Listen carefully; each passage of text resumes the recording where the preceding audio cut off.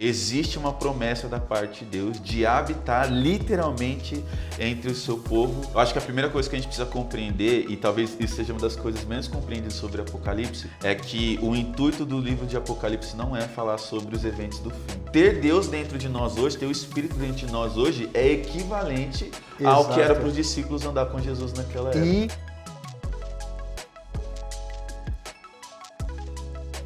E aí, pessoal, aqui é o Breno. Nós estamos com mais um episódio do nosso podcast aqui da F-Hop. Em específico, a gente está gravando diretamente da nossa conferência Orai, né? A conferência que a gente celebra o aniversário da nossa comunidade. E hoje nós estamos com um convidado especial demais, conhecido como Menino Equibalo. Eric Matias, diretamente da UAM, de Juiz de Fora, mano. E aí, mano? Bom ter você demais aqui. Bom demais estar aqui com vocês. A gente vai bater um papo sobre música, sobre adoração, sobre a presença de Deus, que é o tema da nossa conferência. Mas antes eu quero que você se apresente um pouco, conte um pouco de quem você é, quantos anos você tem, é casado, mora onde, o que come, o que faz. Onde habita. Onde habita. Mas dê aí a sua introdução. Bom, muito prazer, gente. Eu sou Eric Matias, eu tenho 28 anos, sou casado há 4 anos com a Pérola Matias. Atualmente nós estamos na Igreja One, lá de Juiz de Fora, mas eu sou natural de São Paulo, especificamente Guarulhos, né, minha terra. E é isso aí, cara. Estou feliz, muito feliz de estar aqui, feliz de estar aqui na conferência. Amo muito toda a galera do F-Hop. Estar aqui com o Breno hoje está sendo uma honra inenarrável. Inenarrável. Que legal. Cara, é o tema da nossa conferência, né, a presença de Deus, e tanto vocês da One, né, como a gente daqui, enfatiza muito isso nas nossas composições, pregações, na nossa vida. E me diz um pouco, conta pra gente o que pra você é a habitação da presença de Deus, o que isso significa pra sua jornada, pra sua caminhada, né, pra sua vida de composição, sua jornada de fé. Cara, na verdade esse é talvez um dos temas que eu considero ser um dos temas mais importantes, assim. Até ministerialmente pra mim, eu acho que quando eu comecei a olhar para as escrituras e eu comecei a pensar em tudo que a gente faz, na maneira como a gente adora a Deus, na maneira como a gente se comporta na presença de Deus, e quando eu comecei a pensar nessas coisas pela ótica de que existe um plano eterno de Deus e que esse plano eterno de Deus é a habitação de Deus entre os homens, isso mudou tudo para mim. Eu acho que, na verdade, eu tenho até um hiperfoco nesse tema. E, sei lá, já tem um tempo, assim, que eu falo muito sobre esse tema, que eu tento compor em cima desse tema, assim, ou, pelo menos, enquanto eu estou compondo, eu tenho esse tema em mente, mesmo que não fale especificamente sobre isso. Mas, resumidamente, se a gente fosse falar sobre essa habitação da presença de Deus, assim, eu acredito que ela vai além de ter a presença, uma manifestação espiritual no nosso meio, né? Em que, sei lá, a gente sente um arrepio, ou se a gente for levar para o lado sacramental, a gente tem ali a ceia, onde a presença de Jesus está ali, manifesta com a gente, mas além dessas coisas, esses meios de graça por meio da presença de Deus também, existe uma promessa da parte de Deus de habitar literalmente entre o seu povo, e com Jesus habitando ali corporeamente entre os discípulos na sua primeira vinda, né? Já foi ali, já deu um indício desse desejo do coração de Deus, mas ainda existe um momento que isso vai chegar em sua plenitude. Sim. E Deus vai habitar no meio do seu povo para sempre, e nós vamos ministrar a Deus, nós vamos estar diante de Deus, e eu amo esse tema. Isso, sendo sincero assim, isso direciona muito a minha vida. Eu acho que se eu faço o que eu faço hoje, tem como ponto principal isso. E é legal você falar isso, porque assim, quando a gente fala sobre, né, essa temática, presença de Deus, a gente já imagina de fato o que você falou, né? Manifestações do agora. Sim. Mas isso não é só uma manifestação do agora, é o desejo eterno de Deus, Exatamente. né? Uma das passagens muito enfatizadas também é João 17, né? Por vocês da UAM, por você nas suas músicas, e como essa plena comunhão sempre foi o desejo de Deus. E mesmo o homem pecando, isso não deixou de ser plano de Deus. Exatamente. Continua sendo, né, o fio condutor de toda a história até aquele dia onde plenamente será como no começo. Né? Não vai ser apenas algo novo, vai ser algo novo para nós, mas para Deus é o desejo eterno. Sim. Né? Cara, eu não lembro se essa frase é do LED, mas tem um autor que ele vai dizer que se as escrituras fossem uma música, o refrão dela seria: Deus deseja habitar na terra. Então, tipo assim, a Bíblia está contando uma história só, é a história de como Deus vai cumprir o seu propósito de habitar na terra e ter comunhão com os homens que ele criou. Isso é maravilhoso, isso é maravilhoso. E uma das outras ênfases também a respeito dessa temática, né, e também em específico das suas canções, é a respeito de Apocalipse, né? Sim. A respeito da profecia de Apocalipse, da revelação de Apocalipse, e como que a gente pode, né, olhar para esse livro que é o livro da revelação de Jesus, que nos conta como será, né, naquele dia, como que a gente pode pegar esse livro e aplicá-lo nos nossos dias? Cara, muito bom. Eu acho que a primeira coisa que a gente precisa compreender, e talvez isso seja uma das coisas menos compreendidas sobre Apocalipse, é que o intuito do livro de Apocalipse não é falar sobre os eventos do fim, né? E o contexto em que o livro foi escrito, a igreja está sendo perseguida, e é só a gente parar para pensar, tipo assim, o que Deus ofereceria como uma resposta para a perseverança da igreja em meio à tribulação. Talvez a gente pensaria, né? Deus vai vir julgar todas as coisas, Deus vai resolver todos os problemas e tal, e de fato isso acontece, mas a primeira frase de Apocalipse 1, versículo 1 já explica pra gente qual que é o intuito daquele livro, né? Que é a revelação de Jesus Cristo. Então, o intuito do livro de Apocalipse não é só contar sobre os eventos do fim, não são os eventos, não são só a esperança nos eventos do fim que sustentam a gente em tempos de tribulação, mas é a revelação de Jesus, né? E isso tem absolutamente tudo a ver com a presença de Deus. E é doido que a gente, quando olha para Apocalipse, assim, a gente vê o que está sendo revelado ali. Uma das primeiras coisas que é entregue, é revelado para João, é a beleza de Jesus. Então, João no meio porque João ele fala assim, eu sou prisioneiro assim como vocês. Eu sou irmão de vocês na tribulação, eu estou vivendo as mesmas coisas que você.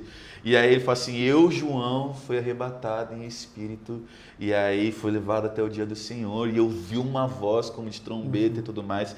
E aí para mim é a chave onde tudo muda no livro ali, que ele fala assim, e eu me virei para ver quem falava comigo.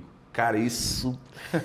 Meu Deus, isso me pega muito, porque, cara, tipo assim, João escuta a voz de Deus, ele escuta uma voz como de trombeta, e eu não consigo nem imaginar uma voz como torrente de águas, não consigo nem imaginar direito isso, o temor que isso deve dar, mas ele não só escuta aquela voz, ele não fica só curioso, ele vira para ver quem é que está falando. Então, a revelação de Jesus ali, ela não é só no sentido de conhecimento cognitivo, mas é uma experiência de, tipo assim, cara, eu quero observar, eu quero que a revelação de Jesus ela atinja todo o meu ser, tudo que existe em mim. Eu quero que os meus olhos contemplem essa beleza, eu quero que a minha mente seja transformada por essa beleza, eu quero que o meu ser estremeça, e esse é o resultado dessa revelação, né? João, ele fala assim, eu me vi ali, de repente, caído aos pés, como morto. Meu Deus do céu, cara, isso é muito forte. Então, acima de todas as coisas, assim, o que Apocalipse quer nos entregar como mensagem é que Deus deseja revelar o seu Filho.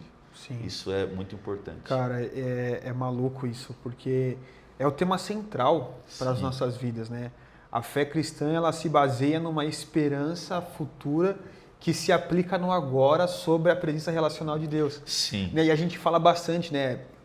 O jargão cristão, né? Eu sou contigo, né? Eis que estou contigo, seja forte e corajoso.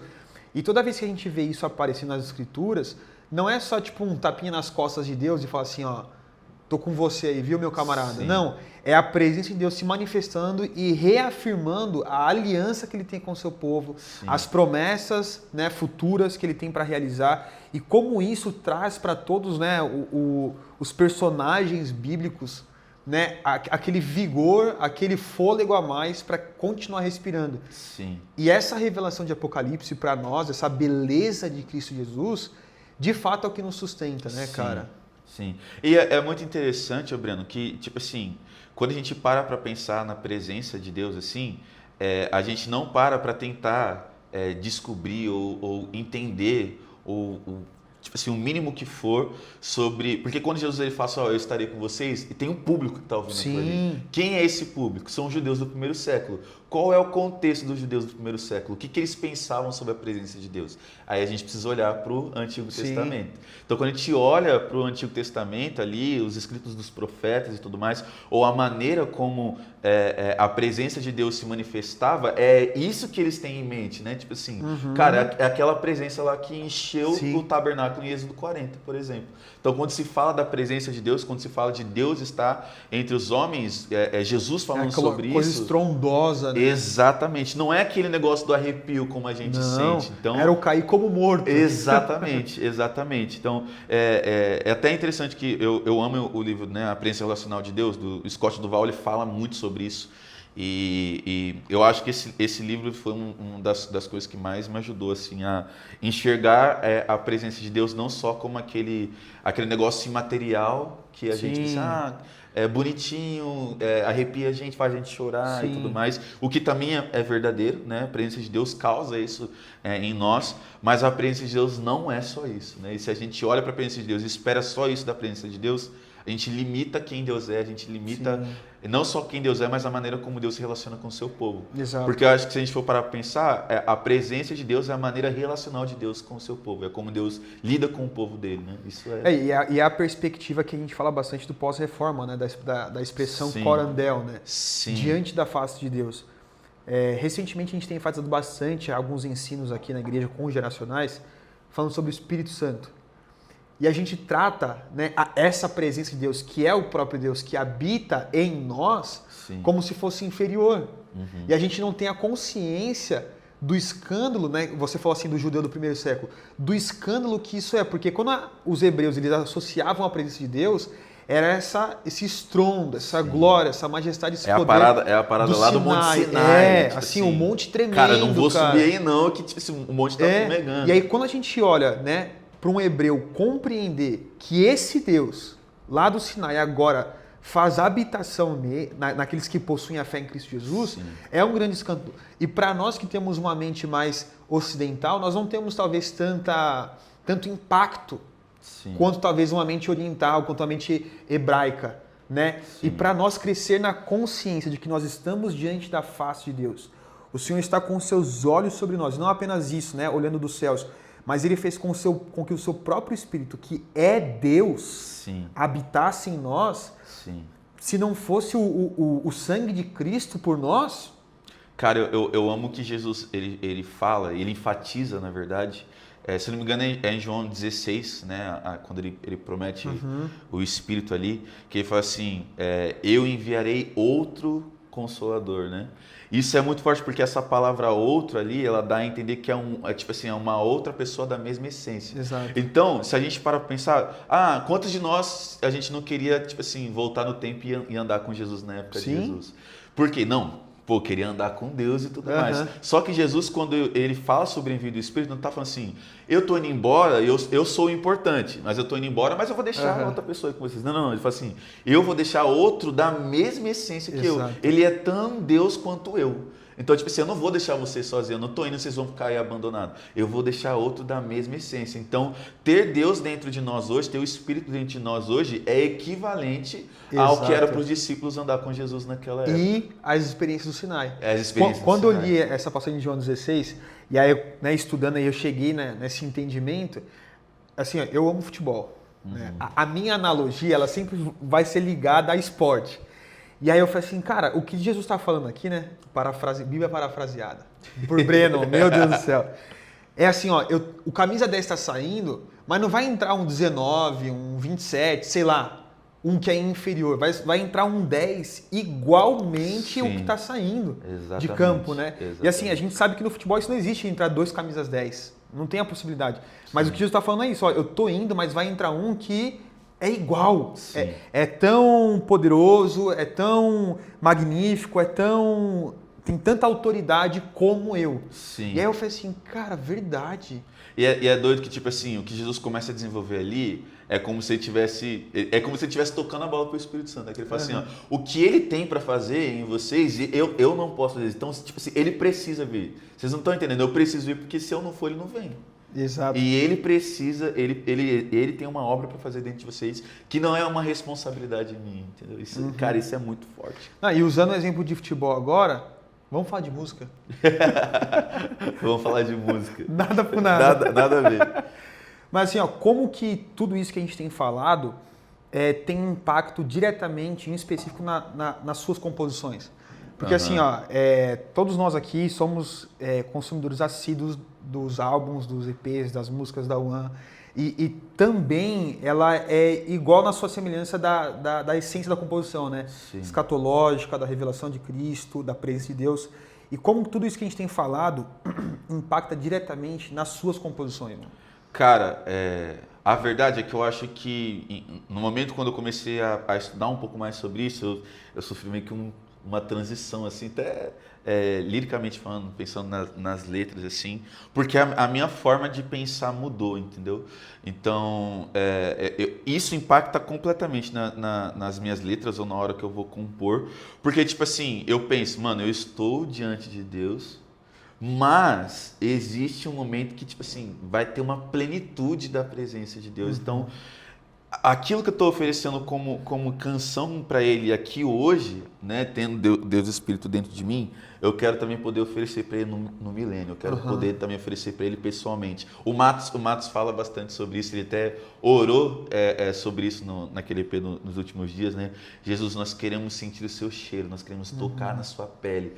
Assim, ter essa realidade leva a gente também a uma outra visão sobre intimidade com Deus, tipo assim, uma outra perspectiva de por que cantar o que a gente canta, por que pensar como a gente pensa, por que se expressar como a gente se expressa nas nossas canções, porque tipo assim, essa presença de Deus, ela é tipo assim, ela é o alvo da vida humana, entendeu? Tipo assim, isso é para o que nós somos criados, a gente foi criado, o nosso fim principal é desfrutar dessa presença, assim. Então, quando a gente começa a compor, a gente começa a cantar sobre isso, a gente não está simplesmente cantando ou proferindo palavras qualquer, a gente está buscando se alinhar com o propósito do qual nós somos criados para exercer, e para fazer e para ser, né?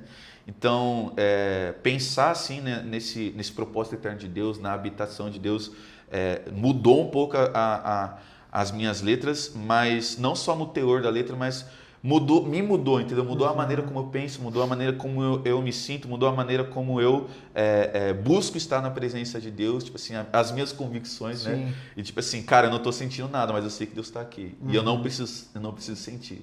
Eu quero sentir. Mas mesmo se eu não sentir absolutamente nada, eu sei que Deus está aqui. Por quê? Porque é uma promessa de Deus. Exato. E essa assim, é uma crescente, né, na música cristã, que não é só porque tá no hype, né? Porque, entre aspas, tá dando certo, cantar música escatológica, né? Causa arrepios. Sim. Mas eu procuro sempre olhar com essa ótica de que, tá, mas o que Deus está fazendo no meio de tudo isso? Não é uma igreja, não é um grupo musical que está compondo isso de forma isolada. São inúmeras igrejas, são inúmeros grupos, inúmeras pessoas que estão compondo a respeito do mesmo tema. Sim. A presença relacional com a ênfase escatológica.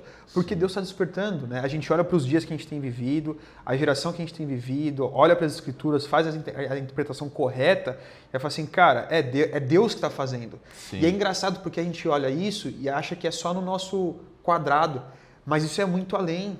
Né? A gente tem amigos que viajam para fora do país, enfim, outras nações e compartilham esse mesmo sentimento. Cara, o que nós estamos vivendo não é o Brasil, né, como a nação querida de Deus. Não, mas Deus está levantando ao redor do mundo uma igreja, um corpo de Cristo, né, apaixonado, que tem sido desperto para aquele grande dia do encontro. Sim, né? Isso faz parte também, né, tipo assim, porque se a gente parar para pensar, o contexto em que João escreve Apocalipse também tá no meio disso, de tipo assim, é uma espera, eles estão esperando ali, existiu uma espera escatológica. Às vezes a gente pensa que tipo assim, a espera escatológica ela é recente, de, tipo assim, agora que a gente está começando a interpretar as coisas de Apocalipse, então de fato agora a gente tem uma esperança escatológica, mas a esperança escatológica ela é desde Gênesis 3,15, desde que Deus prometeu que um descendente pisaria a cabeça da serpente. Sim. Existe uma espera escatológica, e escatológica em que sentido? No sentido de restauração. Sim. E restauração do quê? Não é restauração de um lugar, entendeu? Tipo assim,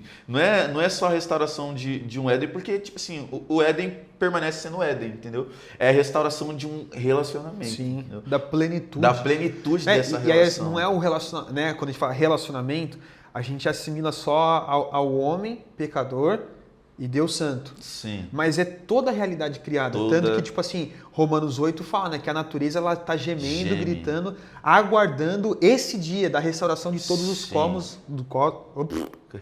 cosmos, onde os filhos vão ser revelados, né? Os corpos serão glorificados e então tudo será restaurado, né? Cara, eu gosto muito de um outro livro, que ele chama Introdução à Cosmovisão Cristã, Michael Gurin. Cara, esse livro é maravilhoso porque ele começa a tratar do assunto da criação, falando sobre cosmovisão, assim, e ele fala, tipo assim, cara, a criação ela é essencialmente boa. Quando Deus olha para isso, ele fala assim, ele foi criando cada coisa e fala assim, viu Deus que era bom, viu Deus que era bom.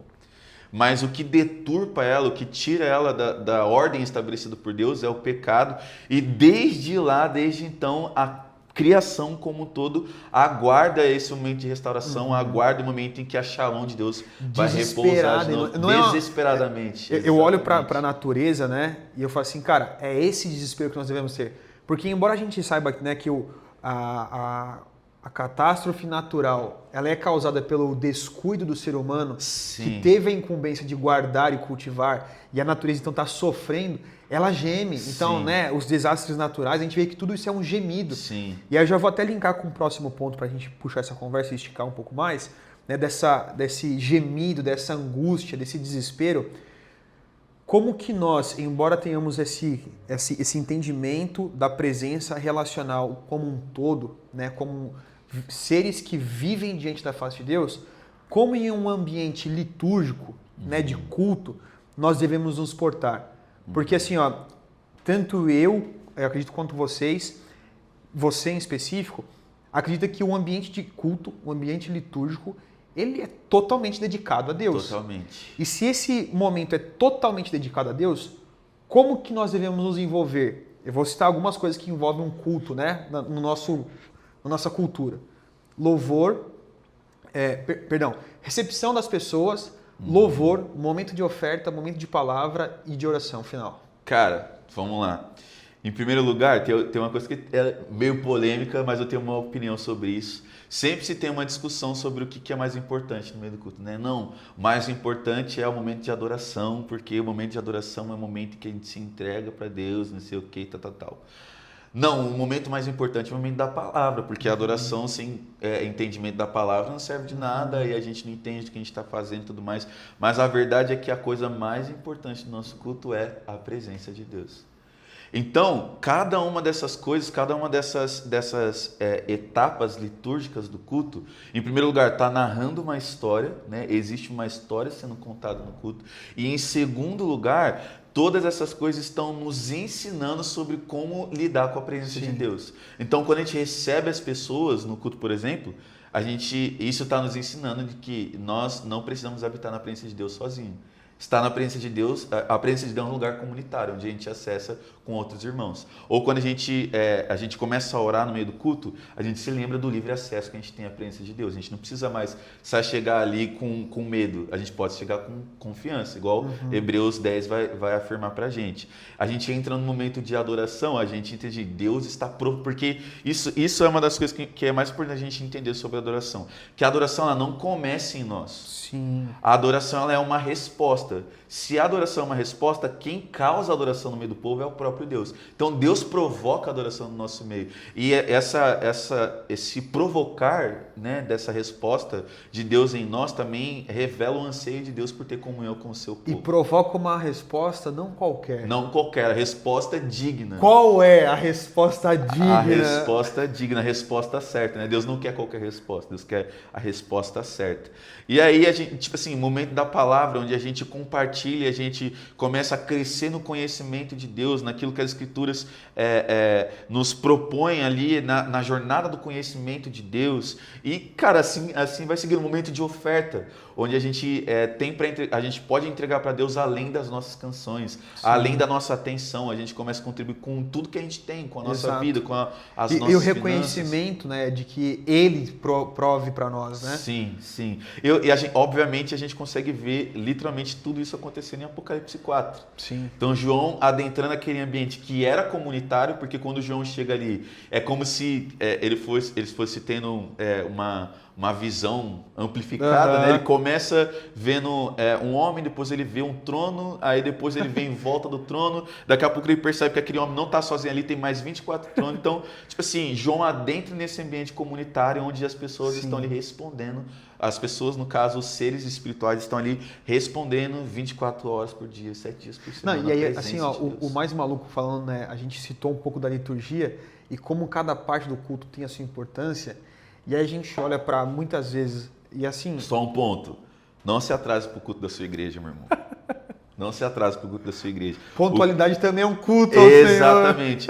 O culto, a liturgia do culto está contando uma história. Você não consegue entender uma história se você chega no meio. Tá? Então não chega na metade do louvor. Revelação, hein? Pelo amor de Deus. Revelação, gente, hein? Vamos lá.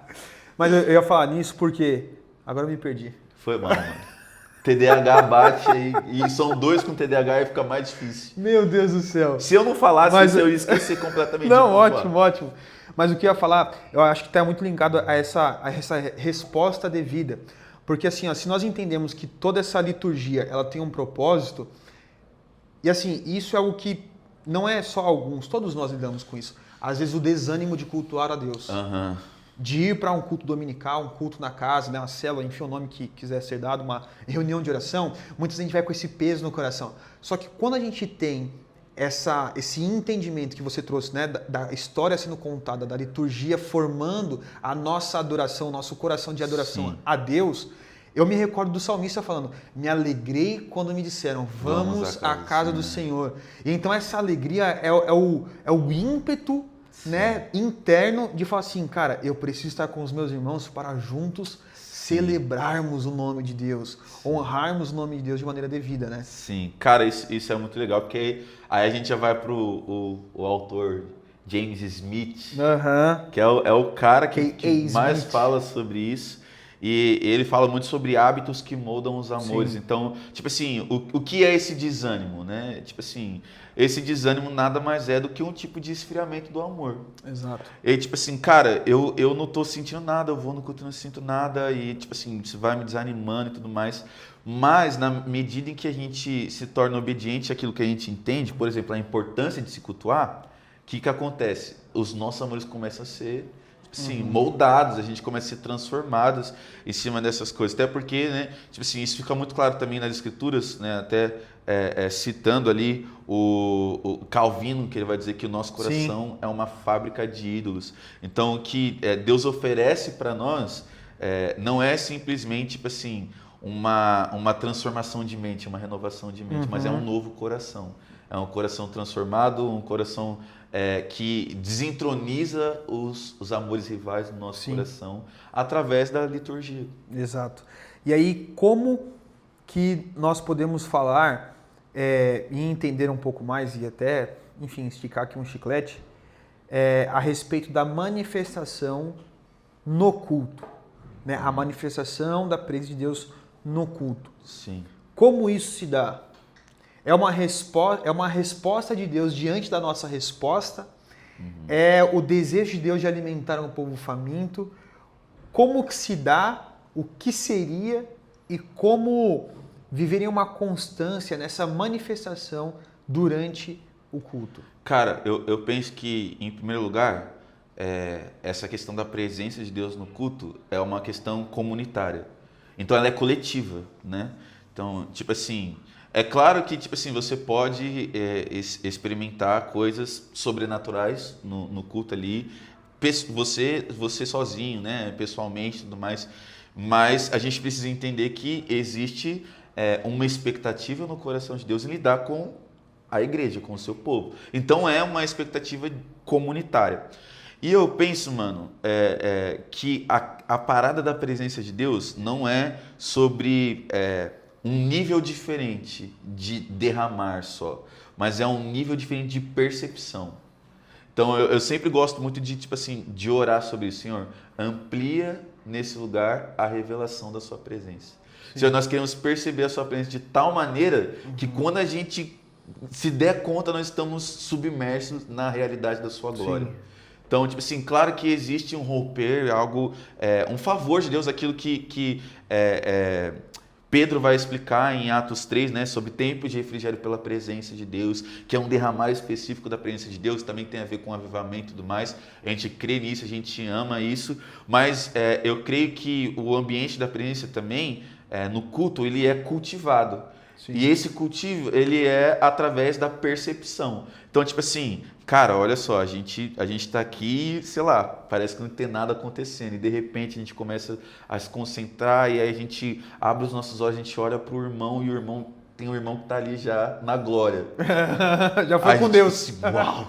Deus está aqui, existe alguma coisa acontecendo. E às vezes a gente até faz isso, né? O Matos fala bastante sobre isso, tipo assim, contra isso, né? Tipo assim, esquece do irmão que está do seu lado, esquece da pessoa que está do seu lado. Não esquece não, esquece cara. não, olha para ele. Não, olha para ele que você vai ser incentivado. Você vai lembrar a graça operando no seu irmão também opera sobre você. E quando você olha para o seu irmão e ele está sendo tocado por Deus, ele está recebendo algo da parte de Deus, você começa a sua visão ou a sua percepção da presença de Deus, ela também pode ser ampliada naquele momento, né? Até o momento em que toda a comunidade experimenta disso, toda a comunidade está desfrutando dessa presença, né? Deus ele não pega ali os preferidos dele do culto. Vamos ver quem menos pecou essa semana.